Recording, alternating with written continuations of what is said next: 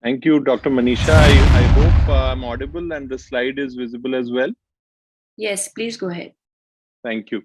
So thanks to Dr. Vishali, IUSC and AIOS for this opportunity. I'll be discussing the role of pars plana vitrectomy in the diagnosis and treatment of uveitis. Uh, the talk is broadly summarized into the what happens to the vitreous in uveitis, what could be the diagnostic applications and the management of complications of uveitis. And I'll quickly run through this because in this short time, I would like to focus on the aspect of therapeutic vitrectomy, where the anti-inflammatory effect of uveitis plays a role. And we'll discuss the indications, contraindications, the practical tips and outcomes of this procedure. So the vitreous in intraocular inflammation is like the dumping ground. It contains microbes, contains the microbial DNA, RNA, antigens, etc. And it also contains the inflammatory cells, the cytokines produced by them, a lot of debris, including membranes and blood. And of course, it plays a role in the generation of vitreoretinal traction. In a related condition, which is the masquerade, it also contains the tumor cells, which we just heard in the earlier presentation. So this is how the indications for pars plana vitrectomy are developed. So we can have a diagnostic vitrectomy where we can have microbiological indications or cytological indications, or we can have an optical vitrectomy where we clear the material inside the eye when there is no active inflammation, or we can manage the complications. And finally, we can use vitrectomy as an anti-inflammatory therapy for the treatment of uveitis. Now, we have already seen wonderful videos on chorioretinal biopsies in uveitis. I'll just cover some of the practical tips that are required for diagnostic vitrectomy. Now, remember that the vitreous, sampling the vitreous provides going nearer to the source of inflammation.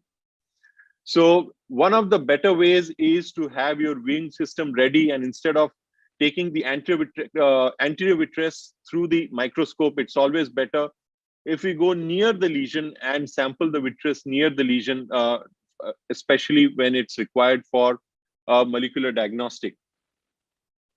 The other point is that, of course, this can be used for microbiology, molecular tests, and for cytology in cases of masquerade syndromes.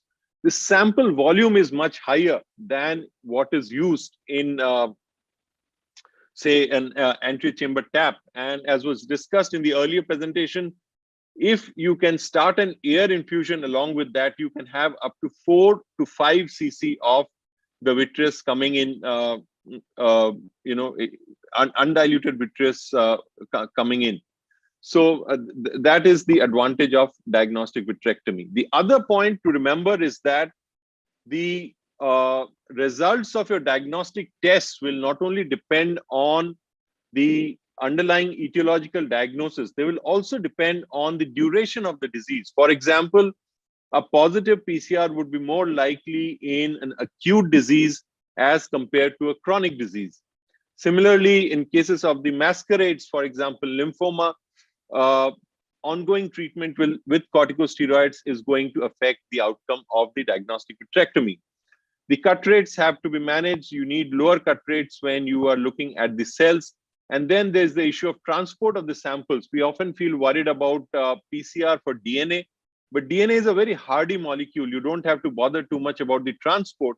On the other hand, if you are interested in the RNA, for example, for some RNA virus, or even sometimes for bacterial RNA, or if you are interested in looking at the live cells, you have to ensure that you transport the sample very quickly and in appropriate temperatures. Now, moving on to the management of uveitis complications, most of these are related to the vitreoretinal interface, and this could be something relatively less vision threatening, such as epiretinal membrane, cystoid macular edema, or macular hole, or something that affects the vision much more drastically, such as the vitreous hemorrhage or tractional or rhegmatogenous retinal detachments. Of course, especially we just heard management of complicated cataracts, especially in pediatric uveitis. The vitrectomy could be combined with a pars plana lensectomy. And when the inflammation is no longer there, but there are persistent vitreous opacities, we can consider doing a optical vitrectomy. Now, apart from these indications, there is also an indication for doing vitrectomy for its anti-inflammatory effect. And some of the factors that have been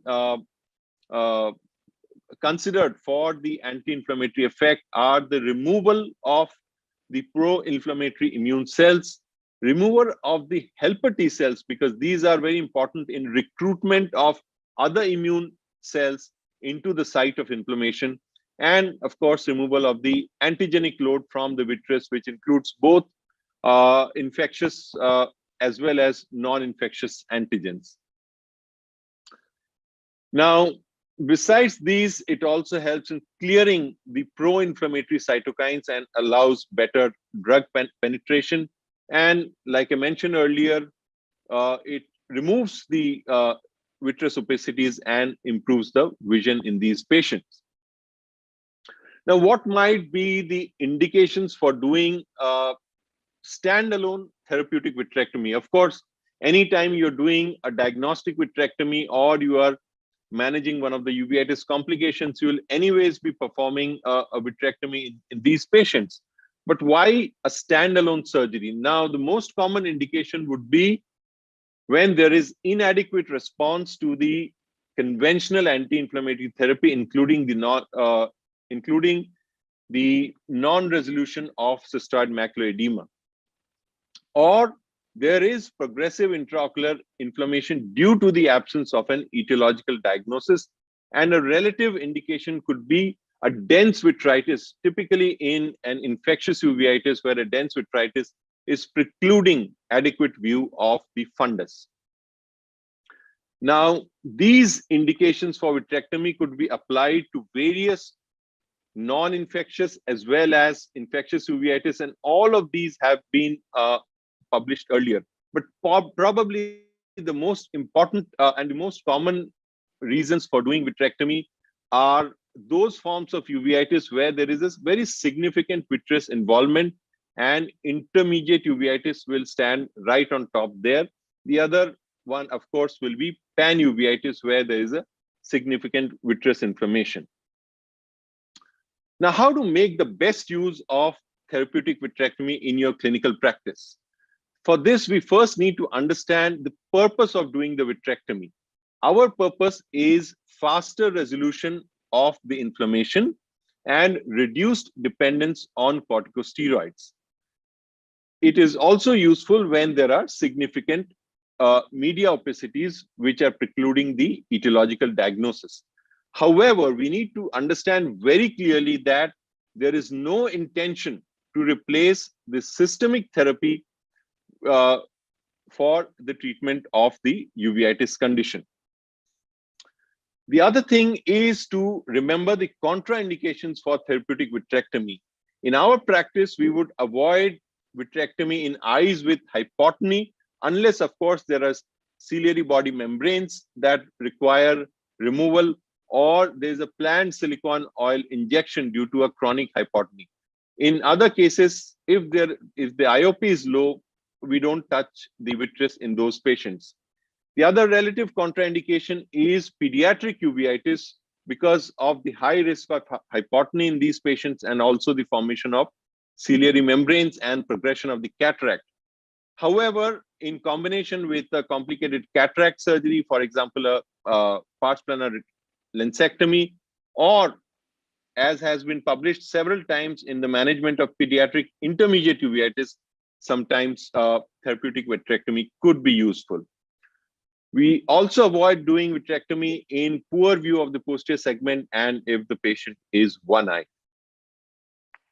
Now, there's certain modifications in this surgical technique which we have published in detail. I mean, the manuscript is now accepted for publication, should come out later this year. But some of the highlights of these modifications are using small gauge vitrectomy all the time, using a sharp trocar because there's a high risk of ciliary body detachment in these patients, and a relatively low suction, avoiding any sweeping movements inside the eye. Anything that causes excessive traction on the vitreous should be avoided.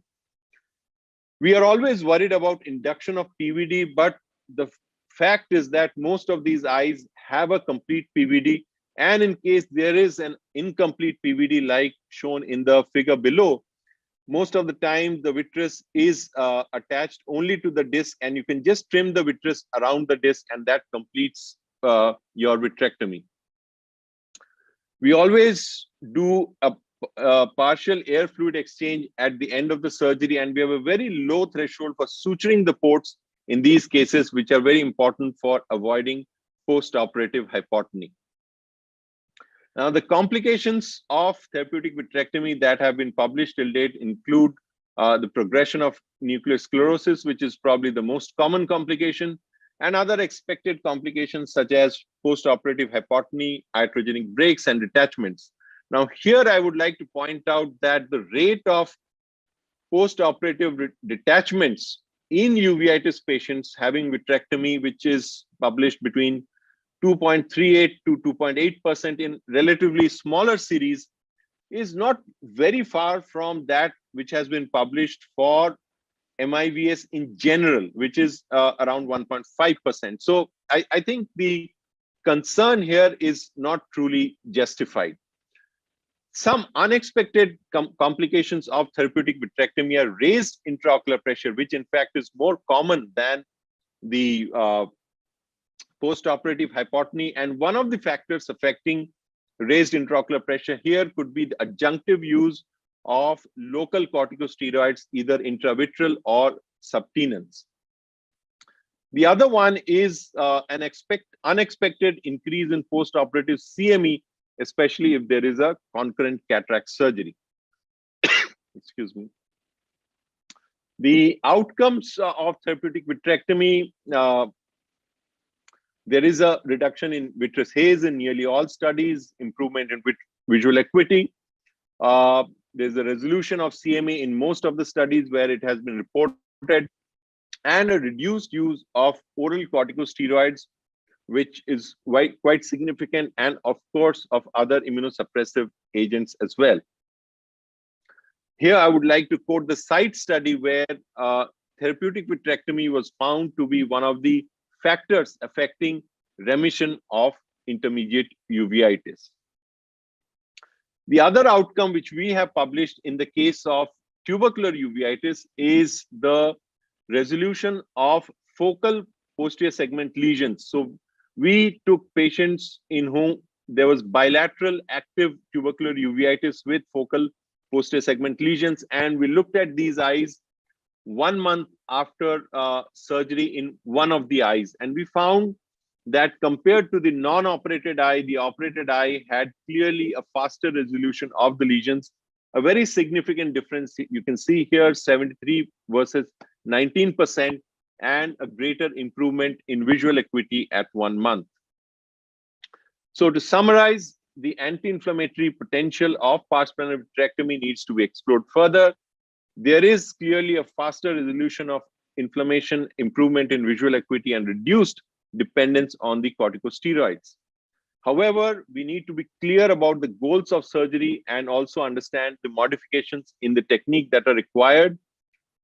Remember that doing a vitrectomy does not alter the course of the disease or the need for chronic immunosuppressive therapy. Thank you very much for your attention. Thank you, Dr. Basu, for that elaborate presentation on indications